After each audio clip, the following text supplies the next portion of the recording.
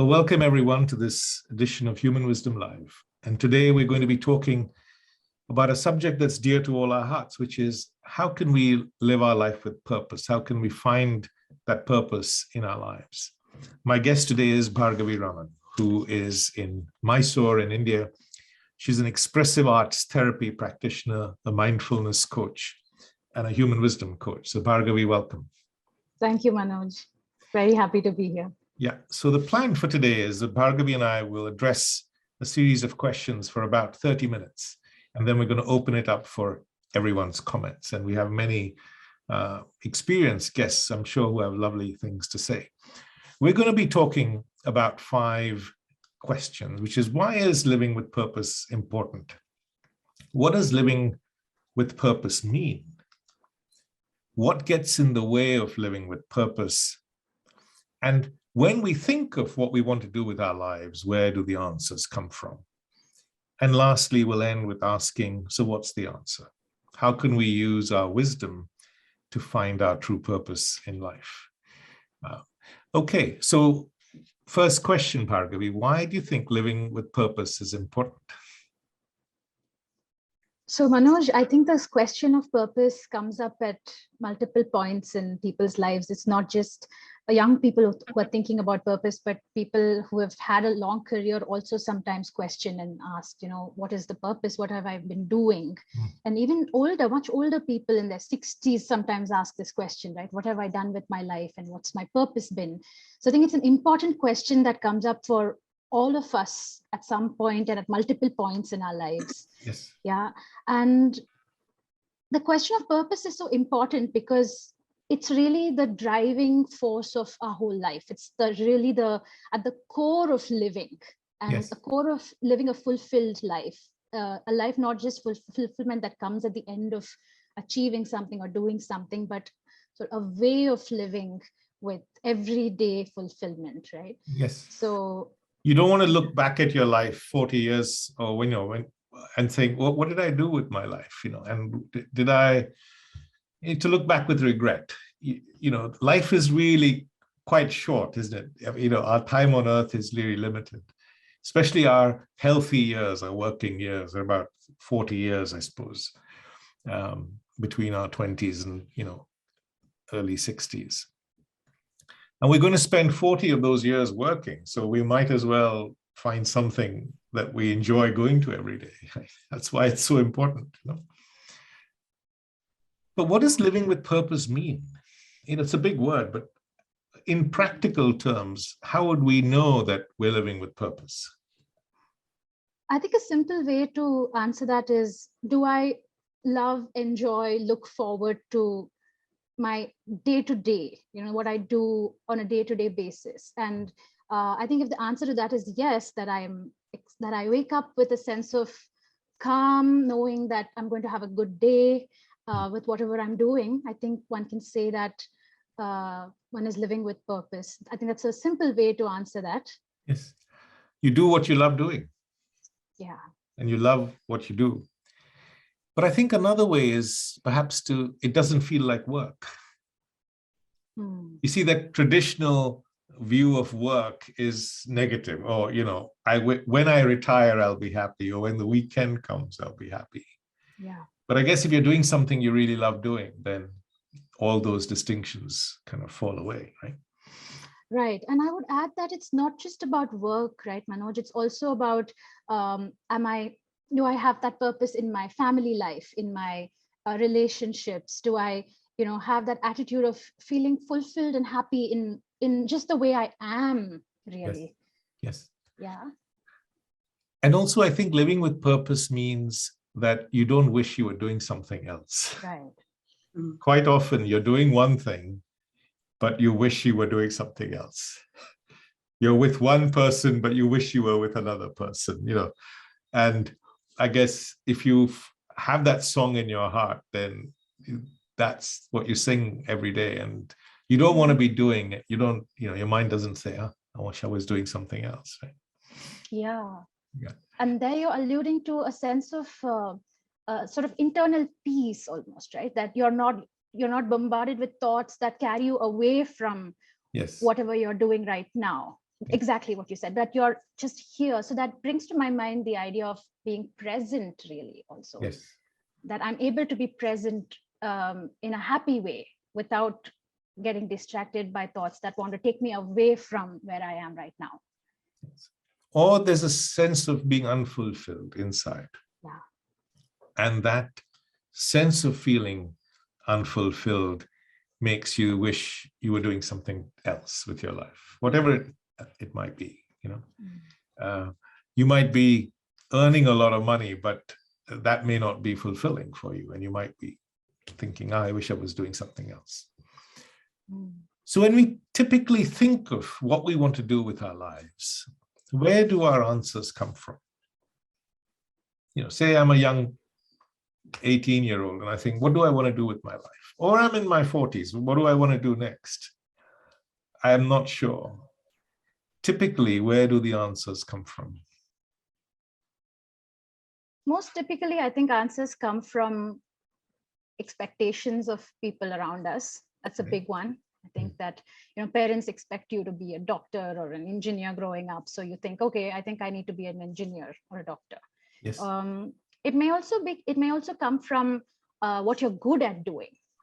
Yeah. Right. That, I'm good at sports, so maybe I should be a sports person, or I'm good at science, so I should be a scientist. And it's also what people say you're good at, right? Because being good at is not always an internal measure. It's also an externally measured thing. People are saying, oh, you're good at this, you should do that. So it does seem like an external focused place that it comes from. Just because I'm good at running doesn't mean that's my life's purpose. You know what I mean? Or I'm good at playing the piano doesn't mean my purpose in life is to be a pianist. It might be to be something completely different. Because sometimes we get trapped by just the thing we're good at, and that becomes, our life, because that's what society expects us to do. Yeah. But also our conditioning pushes us to be famous, wealthy, respectable. So we're always looking for choices that are going to take us to one of those three things. Either be famous. You talk to kids on inner city estates. What do you want to be? I want to be a YouTuber. That's their sort of goal in life. Yeah, I hear that so much, from so many people. Being a content creator, and I'm going to be an influencer. Influencer, yes. Yeah. Because we're drawn by the need to be well-known and famous. Somehow it's because of pleasure that will bring us. Or wealthy, and of course, respectable is the other thing in some cultures, particularly. It does seem like a social conditioning. It really is. Yes. That. And the conditioning goes both ways. One is to say that you've got to be wealthy or famous or, respectable. That's something you want to go after, or what society conditions you to go after. But it's also what not to be. Yeah. That, you shouldn't be poor, or you shouldn't be floozy or doing this and that, or, there are so many of what you shouldn't do also, as much as what you should do. So I think that conditioning operates both ways. On both levels. And of course, our fear plays a big role, right? Yes. In deciding what to do next.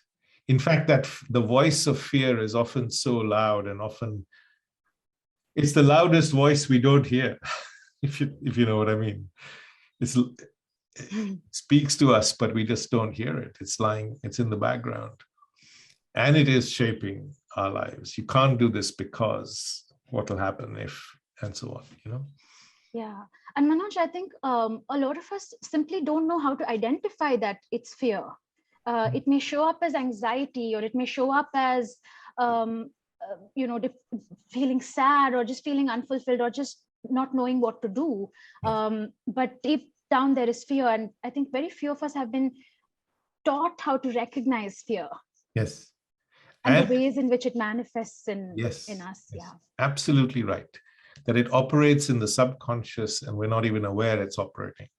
Yeah. We don't even know how to recognize it, or to notice how it's kind of shaping. So all these forces are acting without our awareness, aren't they? Our conditioning, our fears, pressure from parents, society, and our own drivers to be wealthy, famous, and so on.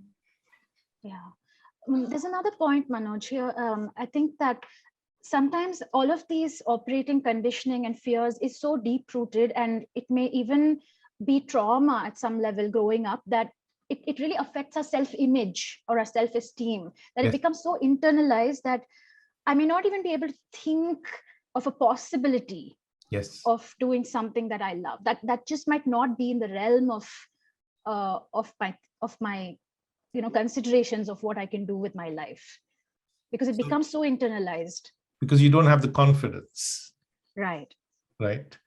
So even if you thought, I want to be a film actor, or I love whatever it is, dancing, I just don't feel I have the confidence to pursue that. Yeah.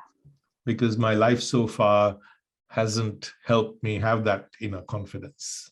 Right. There simply hasn't been that exposure, right? Of maybe you don't have any dancers in your circles, or there's nobody in your family who took that leap to be an artist or a drummer or a sports person. And everybody's been in this very professional sort of track of being a doctor, engineer, and that's all you see around you. And so that's all you assume is possible. Yes, yes, definitely.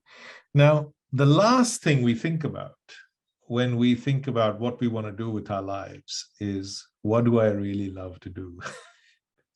Because there's so many of these other voices that are clamoring for attention in our mind, that this voice, which is, what is it I really love to do, just gets drowned out. And we can't even find that voice sometimes in our own thinking. Yeah. Yeah. But I think the inner wisdom, Manoj, is, it's alive somewhere. And that's why the question of purpose comes up in the first place. That voice is somewhere there. And it's like this tiny bird that's at the distance, just saying, hey, I'm here. Can you listen to me sometimes? And I think when that voice becomes a little louder, we start asking and we start questioning and looking and saying, okay, what's not right? What do I need to change? Or just to ask yourself, what is it that you really love to do? Yeah. But that probably leads nicely into the next question, that what gets in the way of finding our true purpose? I know we've talked about a couple of things, but suppose I don't know. Suppose I haven't found that thing that I love to do. I know someone in family who's like that, in the early 20s, doesn't know what she wants to do with her life. What can we say to someone like that?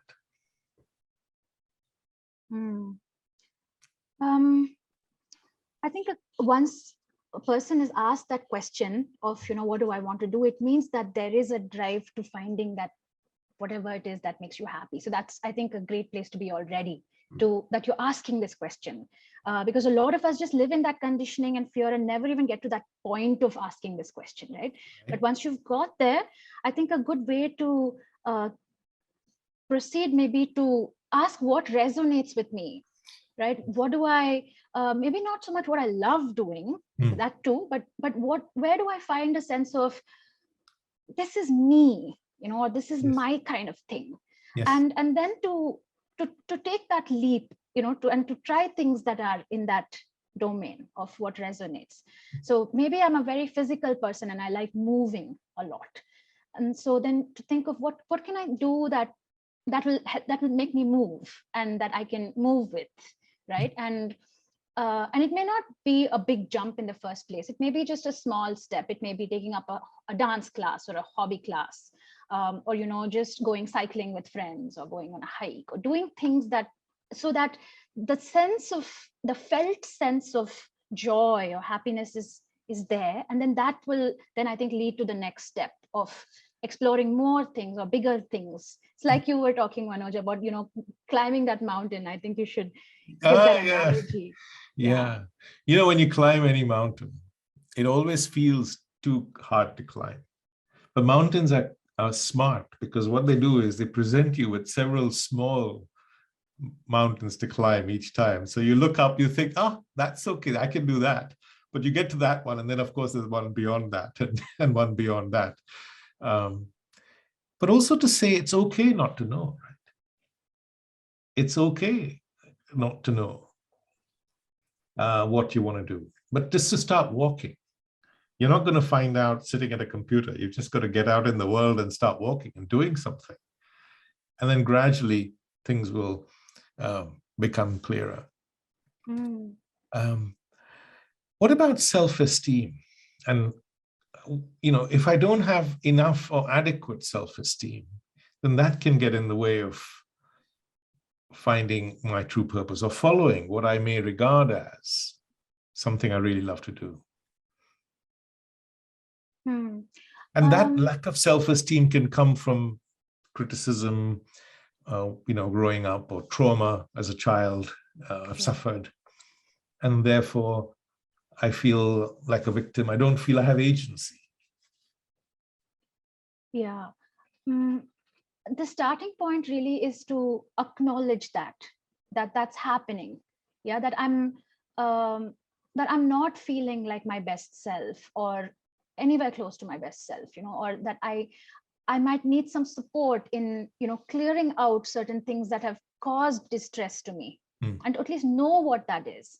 And I think from acknowledgement, you move into a sense of personal power over time when one does the inner work of finding, what's going on really inside me.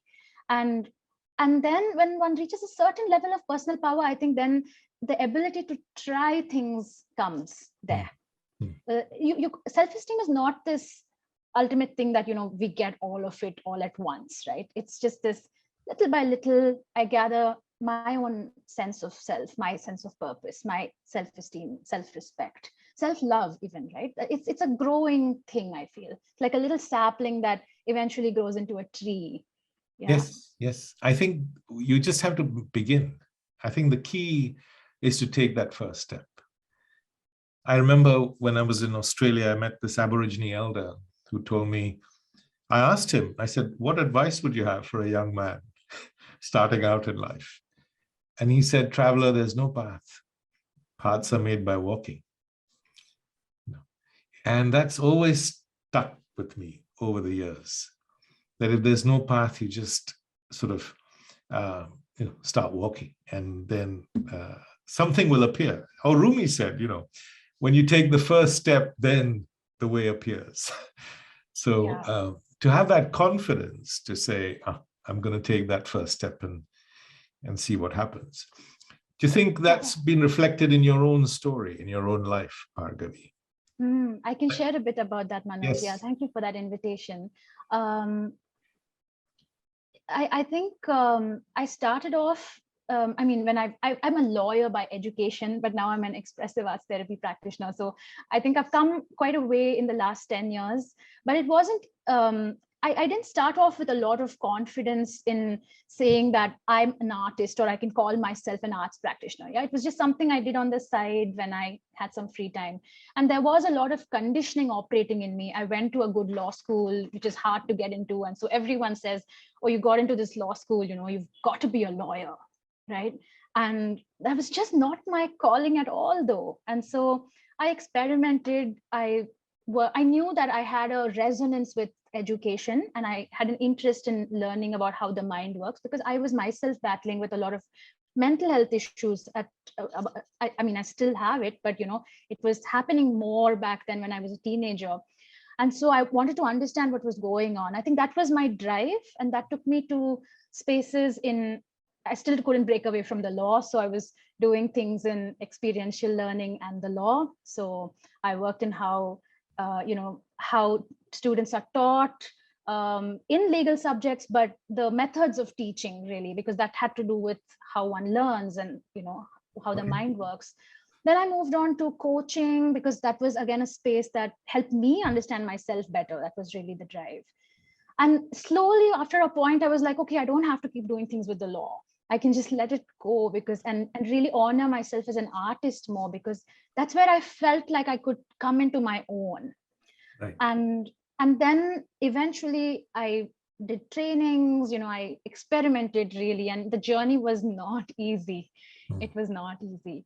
There were many days of hard self-doubt, of very low self-confidence. What am I doing with my life? I've changed so many careers in 10 years. People saying, oh, she doesn't have any aim in life, things like that. It's hard. It was hard.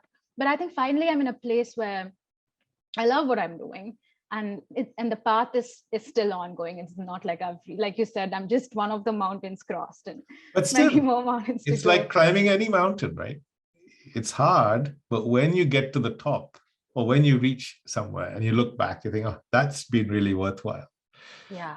So this journey of finding our true purpose in life isn't always easy. Yeah.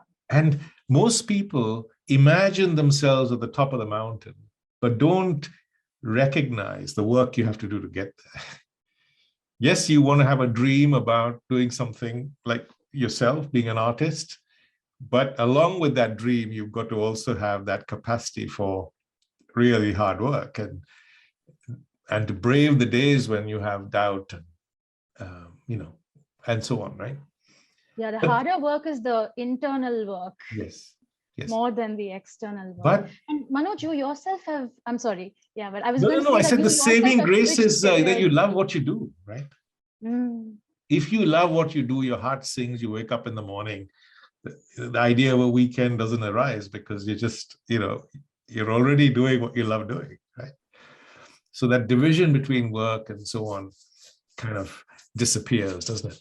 Right. Sorry, you were saying something, Bhargavi, I interrupted. No, I was saying that you yourself have made a major change in career, Manoj, after many years as a spine surgeon. Yes. Yeah. And again, like you said, it starts off quite simply. You feel like you've got something that can help make the world a better place. And so you start walking. I started writing a book. I thought I'd write 10,000 words, and then I didn't think I had a book in me. And then the whole book emerged. Then I thought I'd have a couple of conversations with children. And then I discovered, wow, this is amazing. These kids already have this wisdom. And then you take another step, then you have to honor that, So that's when I started transitioning out of medicine. Then I left medicine. And my mom was most distraught. What are you doing with your life? You're leaving a really well-paid career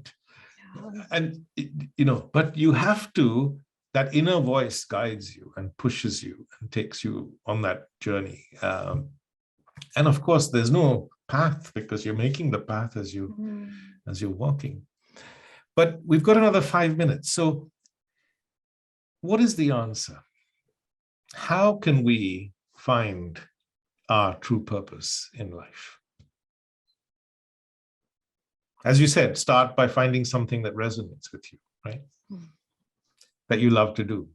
And that grows into something you enjoy doing. And then let's say you find you experiment, you try different things, you find like-minded people. I think community is a very important factor in finding your true purpose. As you meet other like-minded or kindred souls that are doing things and you build that sense of community. And then let's say you get to that place where you feel like, okay, this is my thing, right? But even that, it's something that you're doing every day. That also is going to get tedious. Yes. After some time, you do it for a year, 2 years, or 5 years, for some people, 10 years. And then it may be your dream job. I'm an actor, I love acting and it's my passion and I love it. But still, if you're an actor every day, you're going to go on the set and it's going to get dull after a while. So then what about that? The question then comes up. Correct. Because our mind always seeks nourishment from the outside to fill its own inner emptiness, right? Yeah. But the mind that's doing that constantly, sooner or later, gets disappointed because the outside becomes stale, because the inner emptiness is still empty. Right? We use the analogy of, we were talking earlier about relationships and how the analogy is so perfect because we think finding the perfect person is the answer to our happiness. So finding that perfect thing we love to do or our job is the answer to our long-term happiness. But unless you bring the best of yourself every day to that relationship, sooner or later it's going to go south or become stale, and then you'll want to move on. So even if you find your best thing that you love doing, you have to bring the best of you every day to that, right? And the best of you is also ever evolving, right? Every day we find other parts of us that are challenging, or that are that need to be looked at. Maybe there's a fear that's popping up from long ago, and so even the best version of ourselves is evolving. And so if we've got to bring the best version of ourselves to the relationship or to the work, it means just constantly engaging within and finding, okay, what's stopping me from, or what's coming in the way of finding this everyday fulfillment here. And maybe that's just a matter of becoming present, like the Zen masters would say, right? Like, you're brewing a cup of tea, just do it with love, do it with excellence. Yes. And you're just sweeping your house. Can you find that the savoring the moment, yes, of whatever you're doing? And I think that's a practice that's that every day can be revived, and that's an attitude, really. That's an inner attitude towards whatever it is that we're doing. Right. So that's a really beautiful point, that finding your purpose in life doesn't always mean the grand thing. Right. You could be the chaiwala, the person making the tea, or just the cleaner in the house. But you do it with purpose, with passion, with attention. Right. But for that, you need to live with this inner wisdom, where you need to understand your fears, your emotional needs. You need to live with this sense of peace inside. And I'm sure Robin will have something to add to that in a second. But let me pause here, if I may, Bhargavi, and just show people who may not be aware what the Human Wisdom app looks like, and point people to the different elements in it that are based around the discussions we've been having today. But I'll just do that for a couple of minutes.